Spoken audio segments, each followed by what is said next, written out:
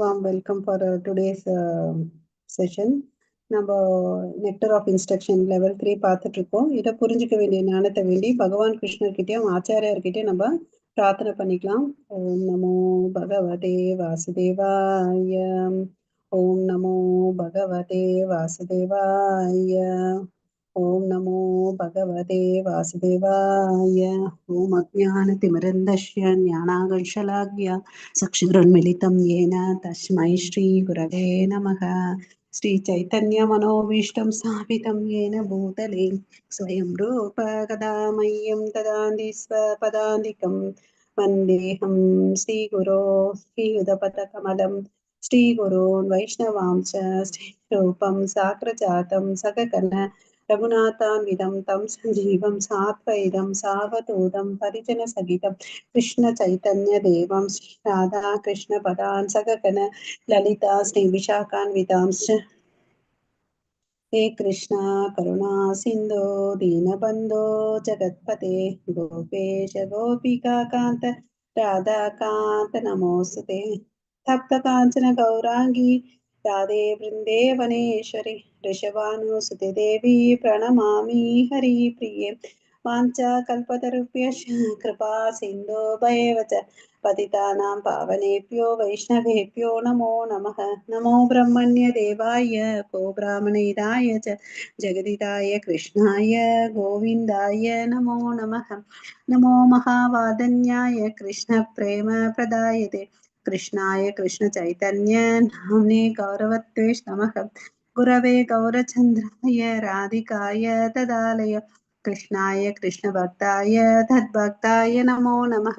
मुखं करोति वाचालं भङ्गुं लङ्घायते गिरिं यत्कृपातमहं वन्दे श्रीगुरुं दीनतारणं परमानन्दं माधवं श्रीचैतन्य ईश्वरं। नमः पङ्कजनाभाय नमः पङ्कजमालिने नमः पङ्कजनेत्राय नमस्ते पञ्चाङ्ग्रहे कृष्णाय वासुदेवाय देवकीनन्दनाय च नन्दगोपकुमाराय गोविन्दाय नमो नमः। नमो ॐ विष्णुपादाय कृष्णप्रेष्ठाय भूतले श्रीमते भक्तिवेदान्त स्वामिनिति नामिने नमस्ते सरस्वती देवे गौरवाणी प्रचारिणि निर्विशेष शून्यवादे भाषातेशतारिणि नारायणं नमस्कृत्यं नरं चैव नरोत्तमं देवीं सरस्वतीं व्यासं ततो जयमुदीरयेत्। शृण्वतां स्वकथः कृष्ण पुण्यश्रवणकीर्तनः अर्हन्तैस्तोहै अभद्राणि वितनोति सुकृत्सतां नष्टप्रायेषु भद्रेषु नित्यं भागवत सेवया भगवती उत्तमश्लोके भक्तिर्भवति नैष्टिकी पञ्चतत्त्वात्मकं कृष्णं भक्तरूपस्वरूपकं भक्तवतारं भक्त्याख्यां नमामि भक्तशक्तिकं। जय श्रीकृष्ण चैतन्य प्रभो नित्यानन्द श्री अद्वैत गदाधर श्रीवासादि गौरभक्तवृन्द हरे कृष्णा कृष्णा कृष्णा हरे हरे हरे राम राम राम हरे हरे। அனைவருக்கும் ஹரே கிருஷ்ணா. ஸோ நம்ம ஹரே கிருஷ்ணா நம்ம நெக்டர் ஆஃப் இன்ஸ்ட்ரக்ஷன் பார்த்துட்டு இருக்கோம். ஹரே கிருஷ்ணா. ஸோ யாரும் இல்லைன்னு நானே வந்து ஷேர் பண்ணணும் பிரபு. என்ன கால் பண்ணீங்களா பிரபு? வெளியில இருக்காரா மாதாஜி? அங்கரை தான் வருவாரா Mataji? Okay okay okay. So okay, no problem.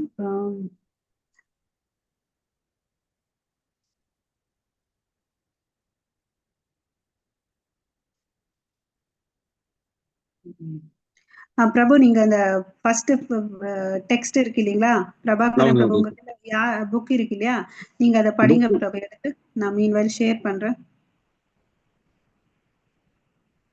இன்னும் புக் வரல, ஆன்லைன் ஆர்டர் போட்டு வரல மாதாஜி. இன்னும் 2 நாள் ஆகும் மாதாஜி. ஓகே ஓகே ஓகே, ஒரு நிமிஷம் இருங்க, நான் ஷேர் பண்றேன். சரி, அதுக்கு நடுவுல கேள்வி கேட்கிறேன். நேத்து வந்து என்ன பார்த்தோம்? கோஸ்வாமின்னா என்ன? கோஸ்வாமிகள்னா புலன்களை கட்டுப்படுத்துவது மாட்டாது. எத்தனை கோஸ்வாமிகளை பத்தி பார்த்தோம்? மொத்தம் 5 கோஸ்வாமிகள் இருக்காங்க மாட்டாது. 5ஆ? இல்ல கரெக்டான ஆன்சர் எது? ஆறு மாதாஜி. 6 கரெக்ட். 6 கோஸ்வாமி. நம்ம எல்லாம் கோஸ்வாமிகளா நம்ம கோதாசர்களா? கோதாசர்கள் மாதாஜி. இவங்க கோஸ்வாமிகள் யாருடைய சிஷ்யர்கள்? கிருஷ்ண சைத்தன்யா. அவங்க என்ன சொல்லி கொடுக்குறாங்க? இந்த புத்தகங்கள் நமக்கு என்ன சொல்லி கொடுக்குது? புலன்களை எப்படி கட்டுப்படுத்தணும், புலன்களை கட்டுப்படுத்தி கிருஷ்ணரை எப்படி அடையிறதுக்கான வழிகளை சொல்லி கொடுக்குறாங்க. கிருஷ்ணரை பத்தி தெரியும், கிருஷ்ணன் அடையிறதுக்கான வழிகளை சொல்லி கொடுக்குறாங்க. வழிகள், இன்ஸ்ட்ரக்ஷன்ஸ். அதாவது நம்ம எதெல்லாம் பண்ணணும், பண்ணக்கூடாது, வைஷ்ணவர்கள் கிட்ட எப்படி பிஹேவ் பண்ணணும், எத்தனை நிலை பக்தர்கள் இருக்காங்க, அதை தெரிஞ்சுக்கிறோம் இல்லைங்களா? சோ நம்ம இன்னைக்கு இந்த முதல் வேர்ஸ்க்குள்ள போலாம். ஃபர்ஸ்ட் ஸ்லோகம். வாச்சோ வேகம் மனசா. திருப்பி சொல்லுங்க. வாசோ வேகம் மனசா. क्रोध வேகம்.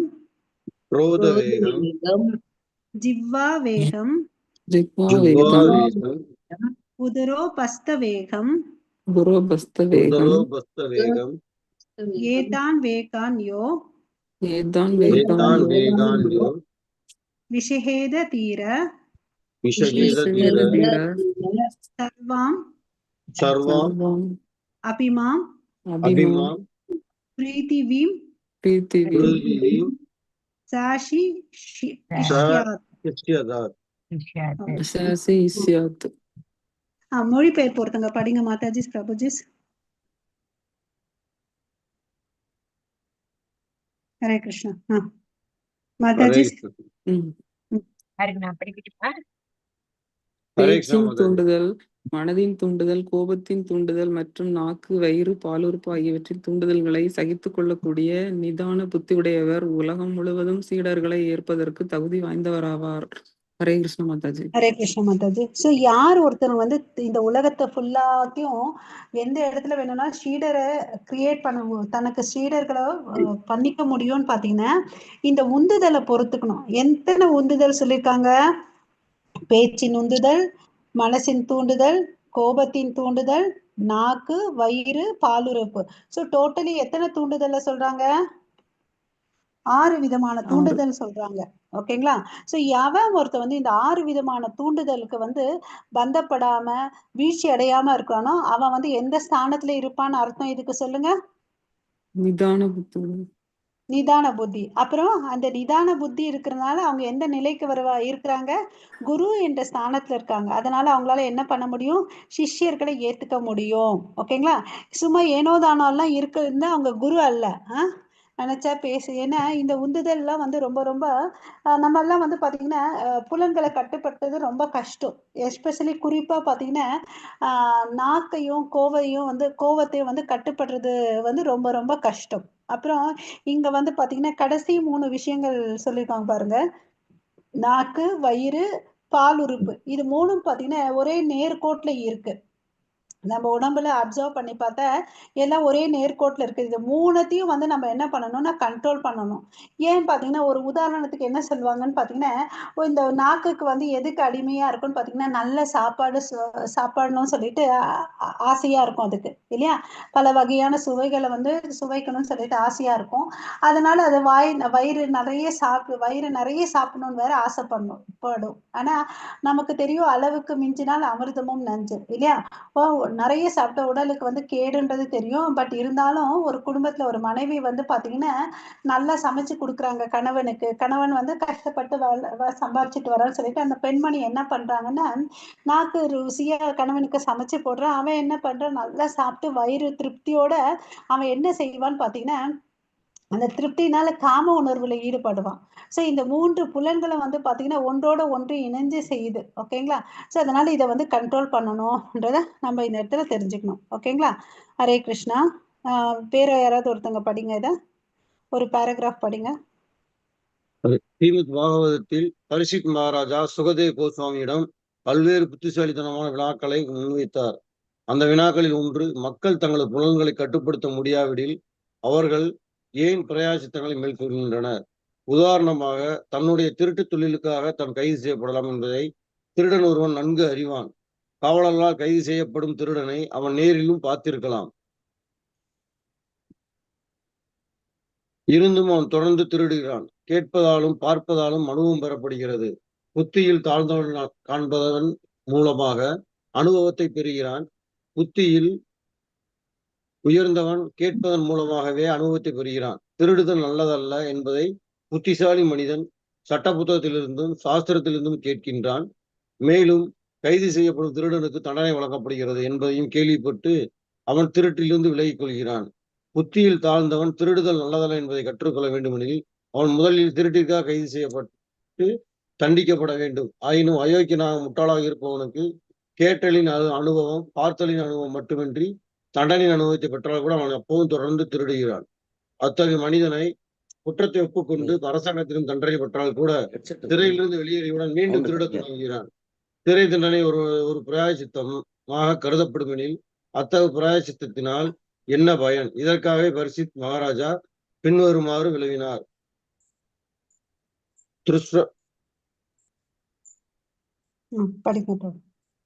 திருஷ்டத்வாப் யாம் யத்வாவம் ஜானனன் அப்யாத்மனோஹிதம் கரோதி பூயா விவசா பிராயசித்தம் அதோகதம் வாசிம் நிவர்தே பாத்ரத் குவாசித் சாதிசத் குண பராயசித் சித்தம் அதோ பாரதம் மன்யோ குஞ்சா சௌசத். அவர் பிராயசித்தத்தினை யானையின் குளியலுடன் ஒப்பிட்டார். யானை ஆற்றில் மிகவும் நன்றாக குளிக்கக்கூடும். ஆனால் கரைக்கு வந்த மாத்திரத்தில் தனது உடல் முழுவதிலும் மண்ணை அள்ளி போட்டுக்கொள்ளும். ஆகவே அது குளித்ததின் பயன் என்ன? அதுபோலவே ஆன்மீக பயிற்சியாளர்களில் பலர் ஹரே கிருஷ்ண மகா மந்திரத்தை உச்சரிக்கின்றனர். அதே சமயத்தில் தடை செய்யப்பட்டுள்ள பல்வேறு காரியங்களை செய்கின்றனர்.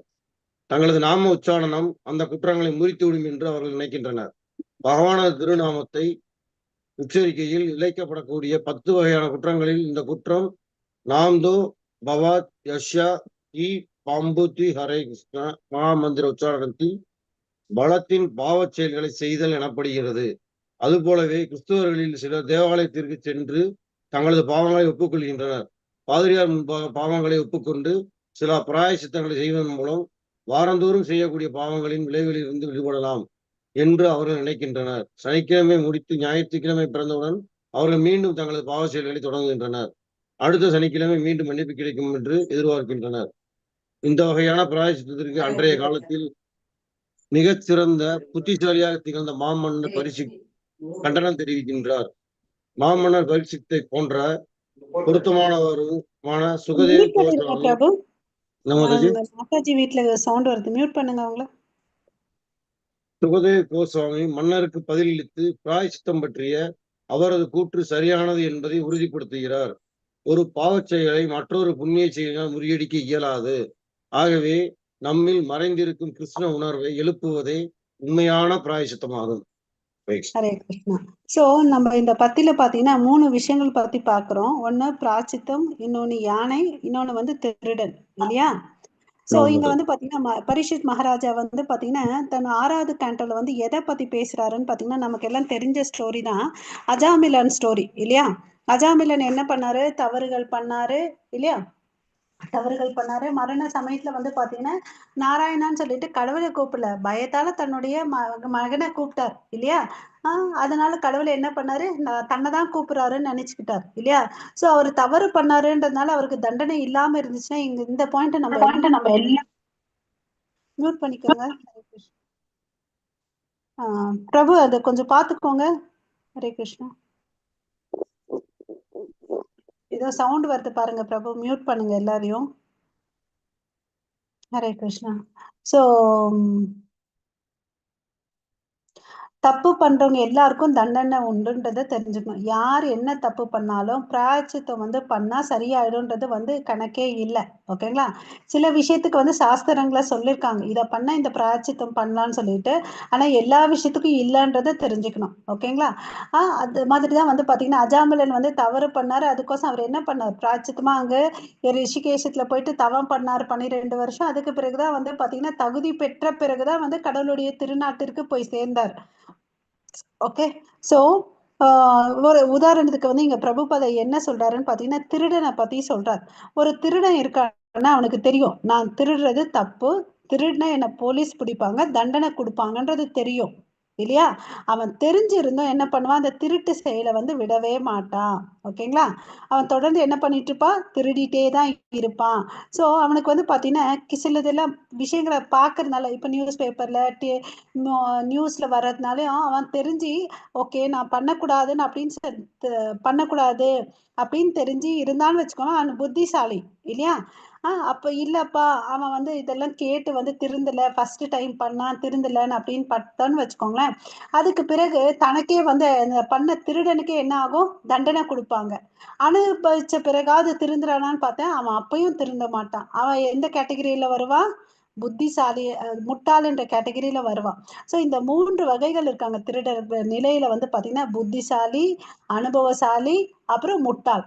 புத்திசாலி என்ன பண்ணுவான், பார்க்குற விஷயத்த கேட்குற விஷயத்த பார்த்துட்டு நான் தண்டனை போய் அனுபவிக்கணுன்ற அவசியமே இல்லை, சரி நிறுத்திடலாம்னு நினைப்பான். கரெக்டா?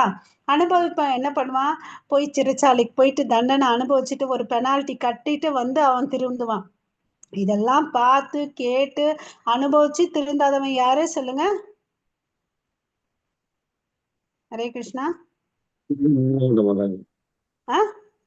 திருடதான் மாட்டாங்க, திருந்தவே மாட்டாங்க, அந்த தொழிலாசல் அவன் வந்து முட்டாள். ஓகேவா? அயோக்கியன். ஓகேங்களா? அவனுக்கு வந்து பாத்தீங்கன்னா எதாலையும் வந்து திருத்தவே முடியாது. ஓகேங்களா? சோ அத்தகைய மனிதன் வந்து பாத்தீங்கன்னா குற்றத்தை ஒப்புக்கொண்டு அரசாங்கத்திடம் இருந்து தண்டனை பெற்றால் கூட சிறையில வெளியே வெளியே வந்த உடனே அன்னைக்கே வந்து செய்வாங்க தப்பு இல்லையா? சோ இந்த மாதிரி வந்து இந்த அத்தக சோ இதுக்கு எதுக்கு சொல்றேன்னா, தப்பு பண்ணா அந்த தப்பு பண்ணதுக்கு போயிட்டு தண்டனை அனுபவிச்சுட்டு வந்தா மறுபடியும் வந்து என்ன பண்றான், அதையே தான் பண்றான். சோ அது மாதிரி நம்ம கடவுளுடைய பிராயச்சித்தத்தினால் என்ன பயன்? சோ பிராயச்சித்தம்ன்றது என்ன கொடுக்கணும் அவனுக்கு, நிரந்தரமான மாற்றத்தை கொடுக்கணும். ஆமாவா? ஆமாவா இல்லையா? ஆமா ஆமாம் மாதாஜி. மாதாஜி. ஆமா. ஆனா இங்க வந்து என்ன பண்றான் அவன், அதுக்கு வந்து பழகிப்பான். கொஞ்ச நாள் தண்டனை கொடுக்குறாங்கப்பா, கொஞ்ச நாள் நம்ம தப்பு பண்ணிக்கலாம், நம்ம புலன் எப்படி போதோ அது மாதிரி செய்யலாம்னு சொல்லிட்டு. ஆனா இந்த பிராச்சித்த கூட எதுக்குன்னு கேள்வி கேட்கிறாரு பரிஷித் மகாராஜா.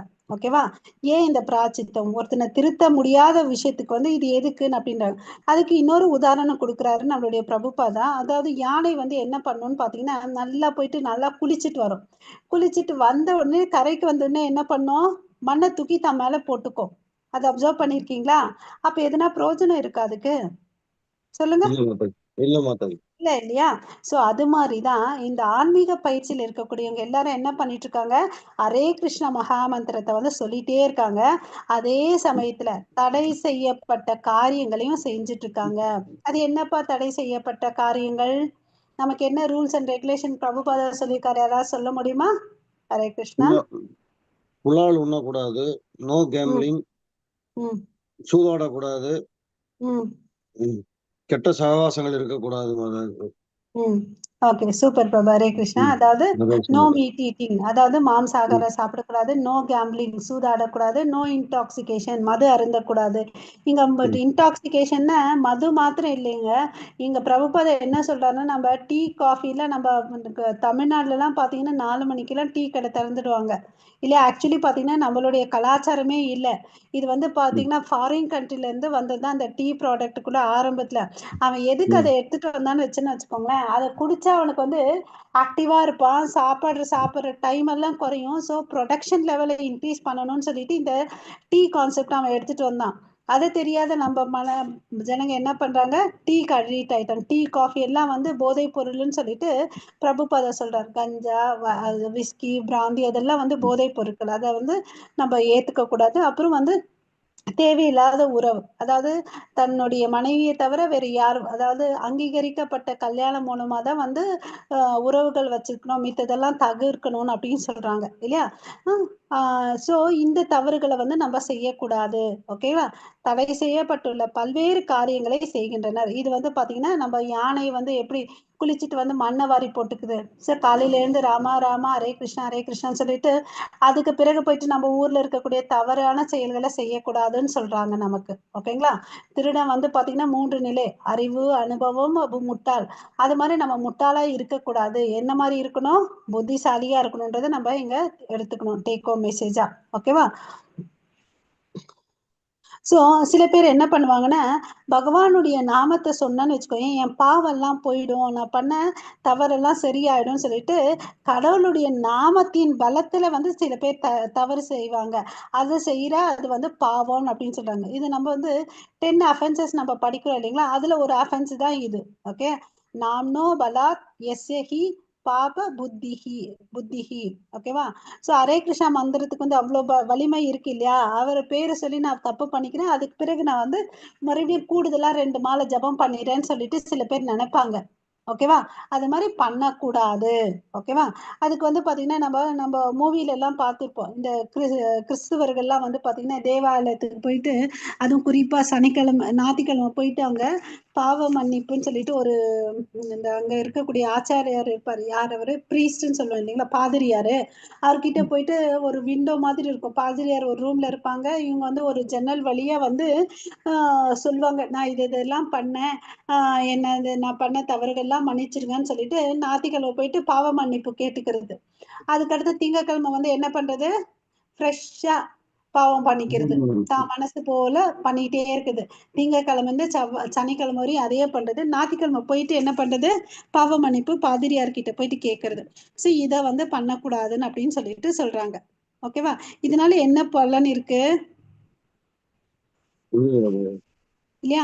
சோ அந்த காலத்திலேயே வந்து பரீட்சித் மகாராஜா என்ன பண்ணாரு, புத்திசாலியா இருந்தவர் வந்து இது கண்டனம் செய்கிறார். இது என்னது இது, பிராயச்சித்தம்ன்றது வந்து பர்மனன்ட் சொல்யூஷன் கொடுக்கணும். இது என்ன பண்றான், இந்த வாரம் பண்றான், ஒரு நாள் மன்னிப்பு கேட்கிறான், அப்ப என்ன ஆகுது, தொடர்ந்து அதே விஷயங்கள் தான் செஞ்சுட்டு இருக்கான் அப்படின்னு சொல்லிட்டு இத வந்து தண்டிக்கிறாரு பரீட்சித் மகாராஜா. சோ அவரோட குரு யாரு, அவருக்கு யாரு பாகவதம் சொல்லி கொடுத்துட்டு இருக்கிறது சொல்லுங்க, சுகதேவ் கோசாமி சொல்லிட்டு இருக்காரு இல்லையா இல்லையா? சோ சோ இந்த வேர்டு இம்பார்ட்டன்ட். ஒரு பாவச் செயலை மற்றொரு புண்ணிய செயலினால் முறியடிக்க இயலாது. சோ நம்ம பாவம் பண்ணனா கண்டிப்பா தண்டனை அனுபவிக்கணும், புண்ணிய காரியம் பண்ணனா அதுக்கு ஏத்த மாதிரி சுகம் கிடைக்கும். சோ பாவத்தின் சம்பளம் பாவமும் மரணம் தான் இருக்கும். ஓகேங்களா? எப்பவுமே ஒரு தவறை வச்சு இன்னொரு தவறுனாலோ ஒரு புண்ணியத்தினாலோ சரி பண்ண முடியாது. ஓகேவா? சோ நம்மளுடைய நோக்கம், இந்த கிருஷ்ண உணர்வுடைய நோக்கம் என்னன்னு பாத்தீங்கன்னா, நமக்குள்ள மறைந்து இருக்கக்கூடிய கிருஷ்ண உணர்வை வந்து எழுப்புறதுதான் உண்மையான பிராயச்சித்தம். இந்த பிராயச்சித்தன்ற வார்த்தைக்கு இதுதான் பொருள். புரிஞ்சுச்சுங்களா இப்ப எல்லாருக்கும்? இந்த 2 சென்டென்ஸை நம்ம வந்து மனசுல வச்சுக்கணும். எந்த பாவ செயலால மற்றொரு புண்ணிய செயலினால் முறியடிக்க முடியாது. சோ உண்மையான பிராயச்சித்தம் என்னன்னு பாத்தீங்கன்னா, நமக்குள்ள இருக்கக்கூடிய தூங்கிட்டு இருக்கக்கூடிய கிருஷ்ண உணர்வை தட்டி எழுப்புறதுதான் உண்மையான பிராயச்சித்தம். புரிஞ்சுச்சுங்களா? புரிஞ்சுச்சு மாதாஜி. ஓகே. சோ ஒருத்தர் இத படிங்க பிரபு. யாராவது வேற ஒருத்தவங்க படிக்கிறீங்களா மாதாஜிஸ் பிரபுஜிஸ்? ஸ்க்ரோல் பண்ணுங்க மாதாஜி, கீழே வரலாம் மாதாஜி. இதுல இருந்து படிக்கணும். உண்மையான பிராயச்சித்தம். உண்மையான பிராயச்சித்தமானது வேற உண்மையான யாராவது அறிவு நிலை. சரி படிங்க, இன்னும் 5 மினிட்ஸ்ல நம்ம முடிச்சிடணும். உண்மையான பிராயச்சித்தமானது உண்மையான அறிவு நிலைக்கு வருவதை உள்ளடக்கியதாகும். இதற்கென்று முறையான வழிமுறை உள்ளது. சுகாதாரத்தை முறையாக பின்பற்றும் போது ஒருவன் நோயுறுவதில்லை. மனிதன் தனது உண்மையான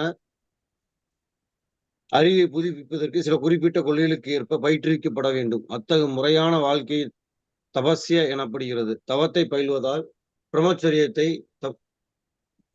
பிரம்மச்சரியத்தை பயில்வதால், மனதை கட்டுப்படுத்துவதால், புலன்களை கட்டுப்படுத்துவதால், தனது சொத்துக்களை தானம் அளிப்பதால், வாய்மையை உறுதியுடன் பின்பற்றுவதால், தூய்மையாக இருப்பதால் மற்றும் யோகாசனங்களை பயில்வதால் ஒருவன் படிப்படியாக கிருஷ்ண உணர்வு எனப்படும் உண்மையான அறிவின் தளத்திற்கு உயர்வு பெற முடியும்.